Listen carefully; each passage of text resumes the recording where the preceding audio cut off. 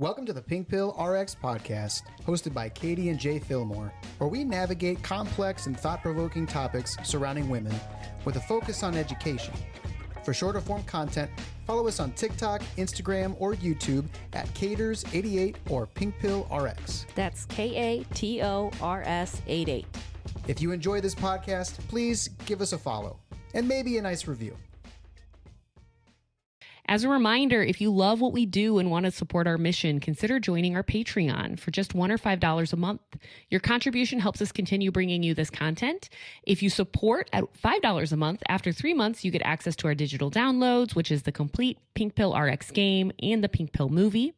We have an Etsy shop as well where you can buy that stuff and merch, including digital games, girl dad shirt, satirical bingo cards, and bumper stickers. Lastly, I am working on a book and need your stories if you want to share them. So there's a link in the show notes for the complete list of topics I'm looking for stories on. But in general, I want to hear about how your conversations with men have gone as you've tried to explain your lived experiences. I also would love stories about your lived experiences in general. So if you have a story you'd like to share for my book or with our listeners and followers, please email us at pinkpillrx@gmail.com. As a reminder, we're your hosts, Katie and Jay Fillmore, and we are so happy to have you join us for another episode. Okay, I have a story that somebody emailed me that it's just a little short little snippet, and I just was like, oh my gosh, that's crazy. So she's a 60-year-old female, and in 1987, she was purchasing her first home with her fiance. Oh, okay. And in the documents, under her name, and this is in 1987, it said spinster. In 1987. Wait. Why? What? Well, she was furious about it and wanted it removed, but was told that it was legally needed. Huh? Wait. What does spinster mean again? Spinster is an unmarried woman who is older than the usual age of marriage. My gosh. The term is sometimes interchangeable with like old maid. So if she would have been married to her fiance, she wouldn't have been a spinster. And it's like, well, on the title, well, not on the title, but like it's in all the closing paperwork. Yeah, that's crazy. So that was pretty. Oh crazy. My gosh! And what a slight. That's legally. You legally have to put spinster. Is that really a thing? I wonder if that's really a thing or not. If they just BS'd it. I don't know. That was a year before I was born. Yeah. Like that stuff is happening a year before I was born. And like we talked about last episode about like how crazy it is, how much time women have actually had. Mm-hmm. Yeah. Like that was in 1987 and we're still being referred to as that when we're not married by an acceptable age. That's insane. That is insane. Is there a male equivalent of spinster? I'm guessing not. I don't know. That's a good question. Let's ask. No. In English, there is no direct male equivalent in the term spinster. However, an equivalent term for a man who is not married could be unmarried man. Oh, my God. But he still gets man in there. Still a person, has some person language. Spinster is like you're a thing. Yeah. You know what I mean? Like you're a caricature. You're a thing. You're not a person. Yeah. Jeez. Yeah. Oh, my gosh. 1980. Legally has to be in there. Legally. We legally have to know that you're an old maid. Right. You couldn't have just, I mean, they have different last names. I'm sure it shows in there they're not spouses. Yeah. Why do you need to have the spinster part? I don't know. Insane. There are so many things that puzzle me. So this story really doesn't have relevance to what we're talking about today. It just is a story that I was like, oh my gosh, I have to share this. Holy cow. This is so ridiculous. I'm glad you did. That is. Come on, I'm still stuck on. Feel like that guy BS'd it. I would want to look up and see if there's such a thing. Well, let's just see if spinster can be used as a legal term or was ever used as a legal term. We can ask that. Maybe say required legal term. My hands are tied. The law is the law. The term spinster was at one point a required legal term, particularly in England and Wales. Oh my gosh, do you know when the term was abolished in England and Wales? No. The term spinster was abolished in 2005. Oh, okay. Maybe 87 was the thing. And the new term used for an unmarried man or woman in such official documents now is single. But that was 2005. Whoa. Yeah, got my driver's license. In the 17th century is when spinster became an established legal term for an unmarried woman. So like literally it probably was like the legal term for an unmarried woman. Yeah. Like instead of single, it's spinster. Yeah. So what would guy just be, bachelor? Unmarried man. Oh, right, unmarried man. But it does say in England, in Wales, spinster and bachelor were used for the marriage Okay, thing. well, you didn't have bachelor required on this legal document here. No, it doesn't sound like it. Doesn't sound like it. Yikes. Yes, there's so many things that surprise me that women have gone through that are just those micro aggressions but it's so much sooner in history, so much closer to me than what I have recognized in the past. Some other things that have surprised me recently is I started looking into some more surprisingly feminist things, like things that are feminist that maybe I don't know are feminist or have feminism roots to them. Oh, that's interesting. And so today I want to discuss some of those things that have feminist roots that maybe we do on a daily basis or hobbies we have in our life that we don't even know were used for feminist expression before. Okay. Up first, houseplants. So in the 1800s, Victorian women weren't allowed in politics. They couldn't vote. They rarely worked outside the home. They were basically confined to their homes. Oh. And so they were the keeper of their homes, specifically a room in their house that was very popular for them to decorate was the drawing room. And a lot of times, these drawing rooms had elaborate houseplants in them. Okay. And these houseplants became a subtle form of expression and rebellion. So women would cultivate like exotic ferns, palms, orchids as a way to connect with nature and science and creativity in a world that confined them to the indoors. So botany was considered an acceptable, quote unquote, science for women to be involved in. Wow. Okay. Some historians even call like the keeping of these houseplants as horticultural feminism. So some women became botanists because botany was considered delicate and suitable for ladies because it involved flowers and nature. Oh my gosh. It wasn't viewed as dangerous or intellectual like chemistry or medicine or physics. Oh my. Wouldn't want anything like that. Yeah. So ironically, though, that very gendered dismissal gave women a backdoor into scientific inquiry. So they started scientifically studying plants and became botanists in horticulture and became very involved in horticulture. So the study of flowers led to studying ecosystems, taxonomy, and biology.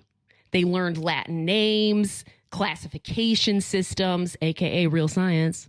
Wow. And they started understanding the reproductive systems of plants, which often was the only education women got about reproduction. Oh, whoa. Sorry, that was a lot. Yeah, so they practiced observation and note-taking and experimentation, basically the foundations of scientific method, all through keeping houseplants. I got to say one thing first. I can't hold it in. I'm sorry. There was zero, period, no pun intended, education, sex education. Basically. So, like, what a shock. Right. And probably very, very traumatic.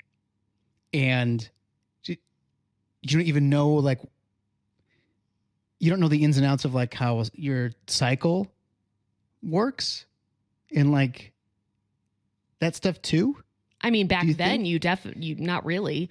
And I mean, even now, women often don't. Gosh, every time you got married must have just been the worst. The worst. Yeah. My great-grandmother did not know what sex was. She was raised by nuns. She was raised in an orphanage. Did not know what sex was. And it was on her wedding night that she discovered what that was. Dang. Wow. And just think about the imbalance there of power, like on so many levels. Yeah, I mean, okay, well, here's the thought. You don't know what it is. Can you consent to it? I would say no. I would say no. So I would say that every time you got married and consummated your marriage, the woman was getting raped. Like every time. Because, man, I just think about it. You don't know what's going on. I would say that you're probably accurate. That is, how many centuries and just millions, if not billions of women just over time. Something's being done to you. You had no idea, you've never heard of or seen this before. You have no idea what's going on here.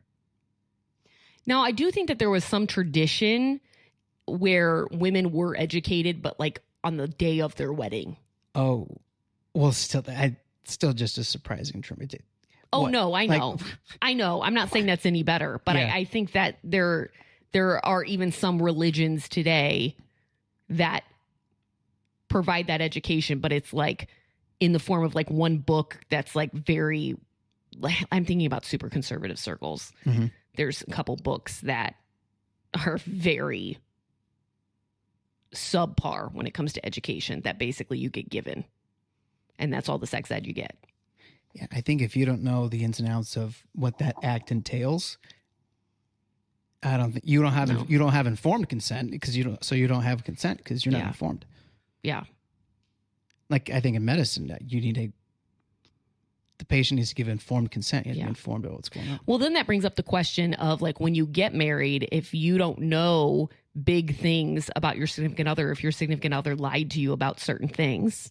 Oh. Did you actually consent with informed consent to getting married? I think in a strictly logical sense, I would say no, you didn't have informed consent to get married. And I know I have several friends that big things like things surrounding sexuality, things surrounding financial debt did not come to the surface until after marriage. And then literally the guy says, well, I thought you wouldn't marry me if I told you that. Dude, that's insane. Yeah. We're going to move on to more houseplant conversation. Okay. So that was like the first wave of feminism when it comes to horticulture. Okay. So the second wave of feminism that came with horticulture was like in the 1970s. And there was this houseplant revival basically in the 70s. And it wasn't just for aesthetics. It had deep political roots. So feminists, lesbians, and anti-capitalist movements embraced urban homesteading and indoor gardening. And taking care of plants was seen as reclaiming a domestic space from patriarchal control, and women could be nurturing to something outside of childbearing. Oh. So I can be domestic, I can be nurturing, I can be loving, I can give life, but it doesn't have to be via a child. So that was kind of a rebellion there. Oh. I love the imagery with that. Yeah. That's a powerful message there. Yeah, being a plant mom is kind of a radical act of tending to something just for yourselves. And so for many queer women, plants were part of creating a chosen family and an alternative home. Mm-hmm. Because they could, I mean, that was just like part of this horticultural movement was there was a lot of queer involvement that kind of reiterated this. I can have a family. I can live a domestic life and be nurturing. Yeah. Also, just in today's world, all these things kind of carry over as well. But it also is a rebellion against burnout culture that devalues emotional labor. And plant care is kind of like a resistance to that because it's slow and it's intentional. It's rooted in observation and response. You make me want to get a plant. It doesn't serve capitalism directly because it doesn't produce. It's just nurturing something. Wow. And many women describe their plant rituals as a form of daily grounding or even spiritual care. Katie, we got to talk after the show. I need to get a plant. This goes very well with the things that I've been trying to get to in counseling, like a much slower paced lifestyle and stuff like that. Something that's ritualistic and grounding, you know? That sounds awesome. If I got like a little bonsai tree and I could trim it and stuff. Yeah. Yeah. Be your act of feminism. Yeah. Two questions. One is that, you know how a lot of millennials have really been interested in homesteading? Yeah. And I don't mean just in the conservative sense, but like in the more independent from the economy and from... Very anti-capitalist. Yeah. I very much want to be distant from the way our society currently is operating. That seems akin to houseplants Yeah. in the rebellious kind of way that like, I'm going to be self-sufficient without you because I don't like what you're doing. Right. And I don't want to be controlled by you.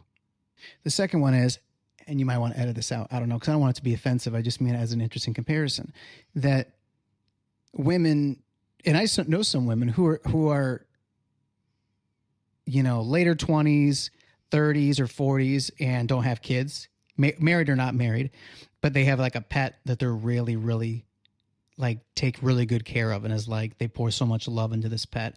So like most oftentimes it's a dog, so you see the dog mom references. Mm-hmm. Do you think that's similar back then to like plants? And like I'm not saying that dog mom is a message, but it's a feeling of like I have value aside from me having a kid, and I have a family that's different than just having a kid.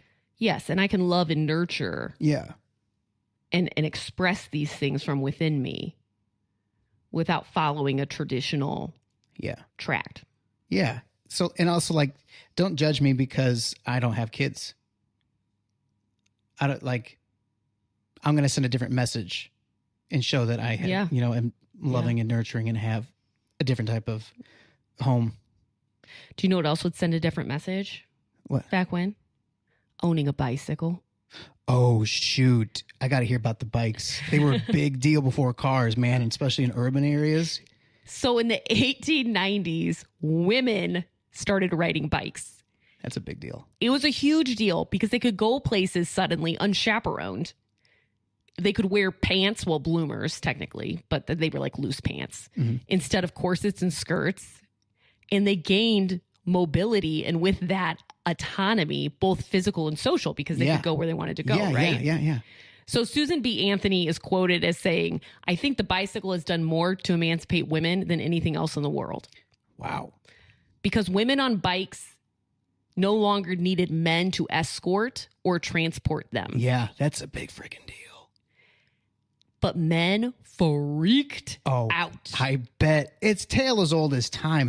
They were very concerned that because riding involved straddling a seat and moving your hips, they were very concerned that it could be sexually arousing because of the motion of riding something. They also... Wait. Were they serious?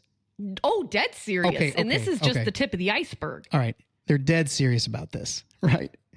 Men were also very concerned about women losing their virginity due to the pressure on the vulva of riding a bike. They were worried about the stimulation, that they were stimulating themselves through friction and vibration. They were worried they were damaging their reproductive organs, making them infertile. That it jeopardized the uterus. Didn't women ride horses? Also, they said that riding the bicycle would lead to neglecting of domestic duties in favor of aimless outdoor leisure. Okay. One 1895 medical journal warned of bicycle face. Bicycle face? Which was a strained, flushed, and unfeminine look caused by excessive riding of the bicycle. Dude, this is nuts. And doctors and moralists, as well as clergymen, claimed that women's pelvises, they weren't built for this kind of strain. And that riding could lead to uncontrollable desires. This is nuts. And female cyclists would become masculine or morally corrupt. A British medical journal once warned that the bicycle seat could become a moral and physical threat to women's virtue. This is so dramatic. I know this is all real. And it's crazy that women had to be gaslit like this all the time with any new freedom. But I gotta say, this is like, it's so ridiculous that it's like laughable. Like you guys, you were so stupid if you really believe this stuff. But like amazing women continue to do it, obviously. Yeah. And when you ride your bike today as a woman, you can just think, hey, this is kind of a feminist act because women fought to be able to literally ride the bicycle. And to ride, this is the other thing, is to ride comfortably, women often wore bloomers, which were the loose pants instead of long skirts. Yeah. And of course, there was hysteria about this. Oh my gosh. Because it was unladylike, scandalous.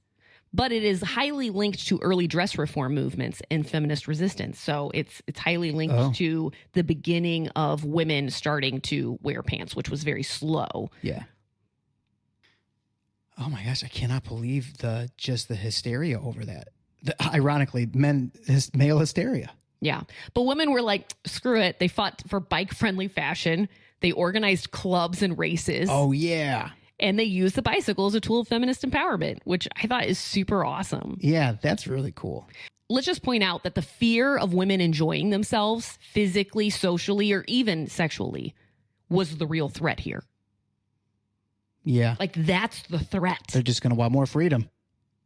That women are going to feel good. Yeah.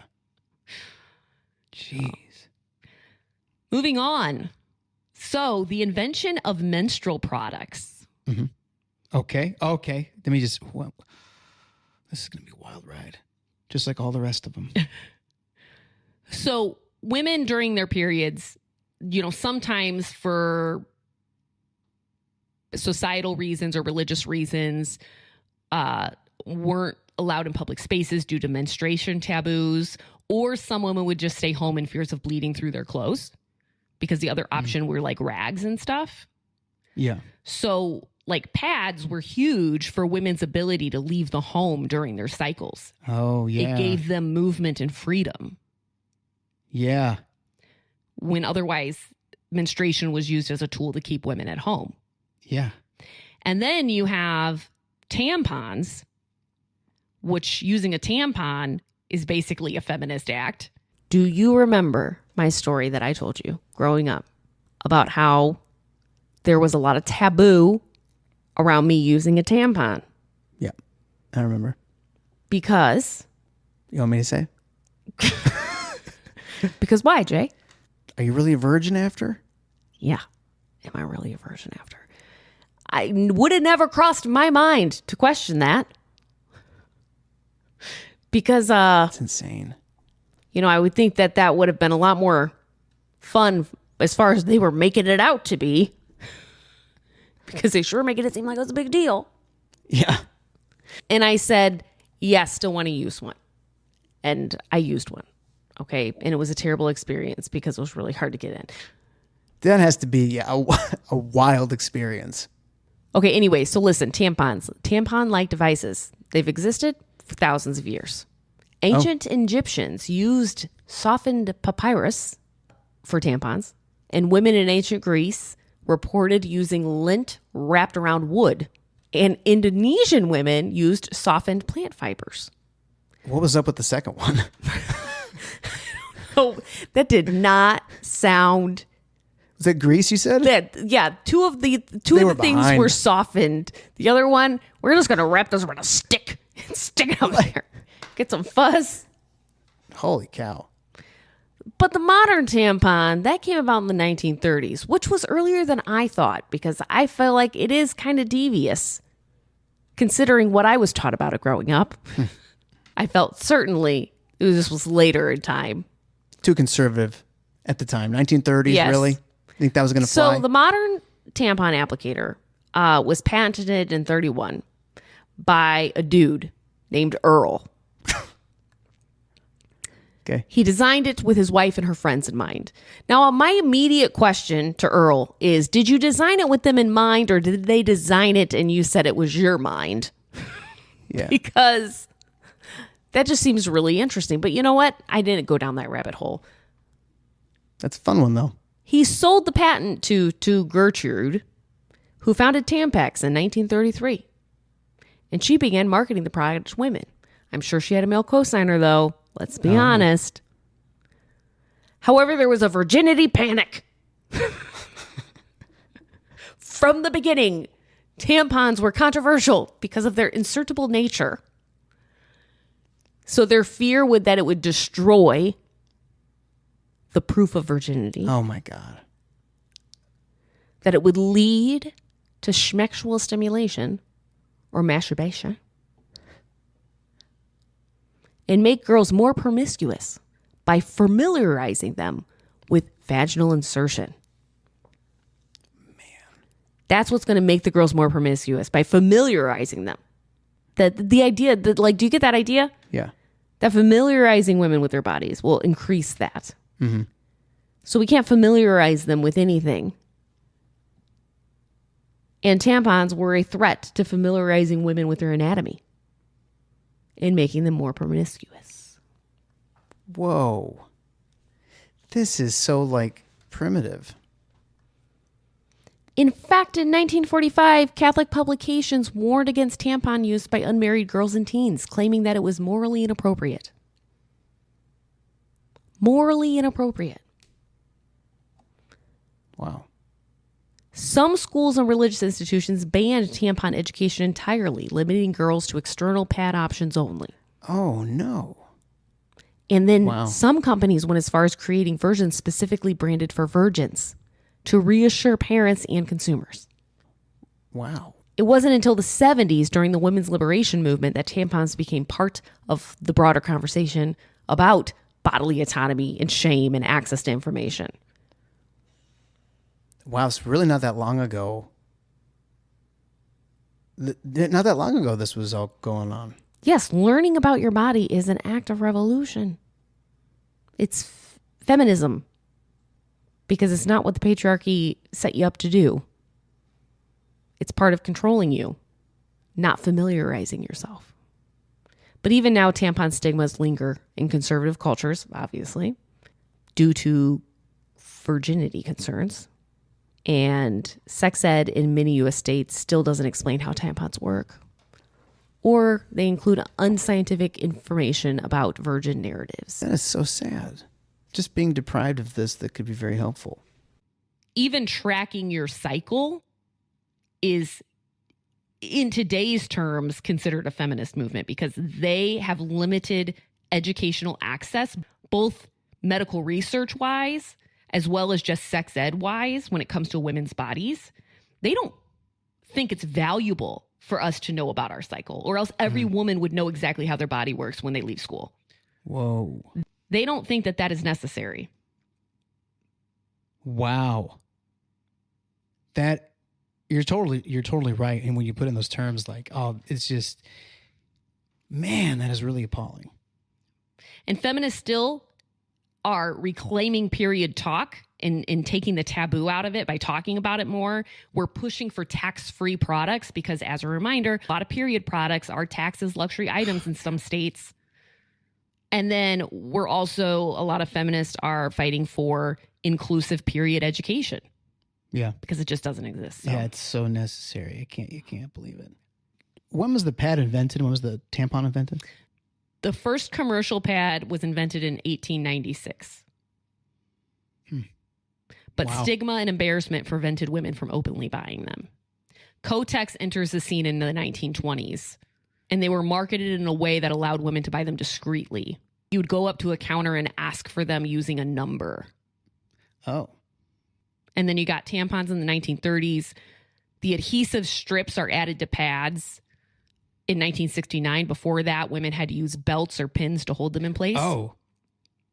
And then the 1980s to 2000s, pads became thinner, more absorbent with wings. They had gel cores. Some of them are scented, etc. Mm-hmm. It allowed women suddenly to participate in the workforce while they are having their cycle. Oh, right. As well as go to school while they were having their cycle. Yeah. Oh, yeah. Whoa. So this was a big freaking deal to have it's access. Like the bicycle. Exactly. Like these things that we think are, nice, modern inventions.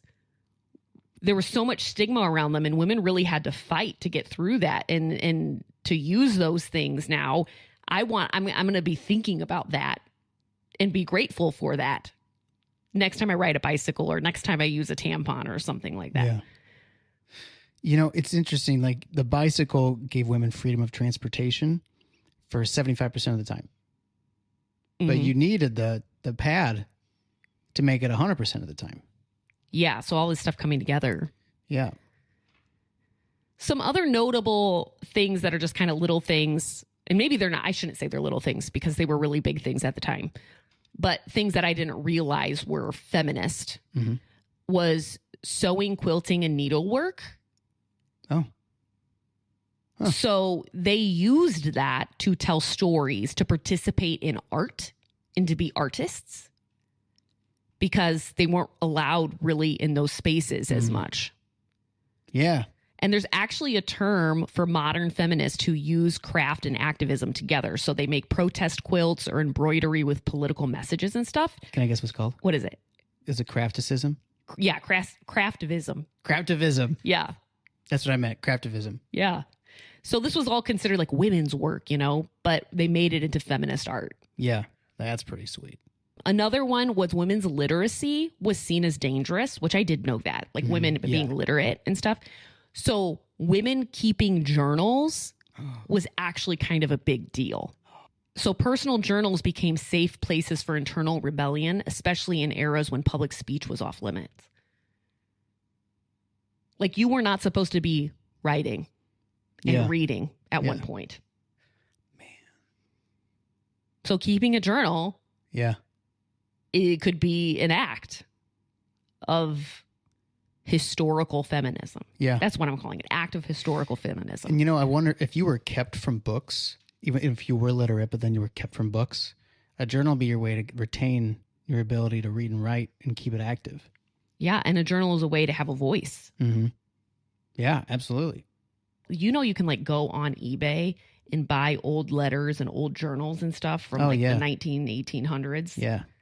Get some. Interesting to get some and read them because like that was a big deal for a woman to keep a journal. The last thing, which I just thought was cool because you don't traditionally think about this, is the kitchen table. So the kitchen table was central to the women's place in the home ideologically, like, the kitchen table. But it's also where countless feminist movements began. So the Kitchen Table Press was founded by Audre Lorde and Barbara Smith, who published groundbreaking work by women of color in the 1980s. Women hosted consciousness rising circles, which was like a big feminist thing during the second wave of feminism. So dinner prep and having people around your table suddenly became dismantling the patriarchy. Both these things were happening at the same table. Interesting. Both these things were happening at the same table. So like that, what a symbol that second wave of feminism, specifically with consciousness raising circles, happened at the same place where women were domestically almost chained. Yeah. Yeah, that is incredibly poetic. A redemption of the thing. I just think it's so inspiring, women using everything at their disposal to essentially rebel against the narrative. Yeah. Of sit down, be quiet, and listen to me. Yeah. Yeah. That's even for me as a guy, that's a really inspiring thing to learn about. Yeah. So those are there's so many other things, but those are kind of things that were more fringe that I was taken by a little bit, and I was educated by. I had no idea. Yeah. Like I had heard about the bicycle. I kind of knew about tampons and stuff just because of my upbringing and all the drama around that. Yeah. But houseplants, I had no idea about the houseplants. That is super cool to me. Yeah. Keeping a journal, etc. So that's all I have for our episode today. That was a really good one. Thank you. Yeah. I hope you guys found something interesting. And just remember, you taking care of those plants, you riding that bike, you're practicing historical feminism. Yeah, that's pretty sweet. Yeah. Honoring your heritage. For all the women who fought really hard so that you can wear those pants and you can ride that bicycle and you can read that book and write in that journal. It makes you feel like you have a responsibility to make sure that you keep moving forward. Because all these little things we take for granted used to not be accessible to us. Yeah. To do it with some intentionality, being aware of it, kind of like you're honoring all the women predecessors. That's kind of what it kind of feels like to me now when I'm looking at my houseplants. Mm-hmm. Yeah, probably hard not to after learning that. Yeah. Or when I watch my girls ride their bikes. Oh, yeah. Wow, shoot. Yeah, I'm going to think of that now. or every podcast episode that I write, or the fact that I even have podcast and I'm able to speak. And just the fact that I'm able to speak in this dynamic with you. Oh, yeah. Where I'm educating you. Yeah, that's true. Once upon a time, that was terrifying. That was terrifying. It was disgraceful. And in some circles, it still is. That is true. Yeah, in some circles, yeah. So thank you for listening. Talking to me? Yeah. Oh, you're welcome. I hope for those of you listening, something was intriguing or sparked a curiosity, or you felt affirmed or challenged. Stay educated. Take the pink pill. If you enjoyed this podcast, please give us a follow and maybe a nice review.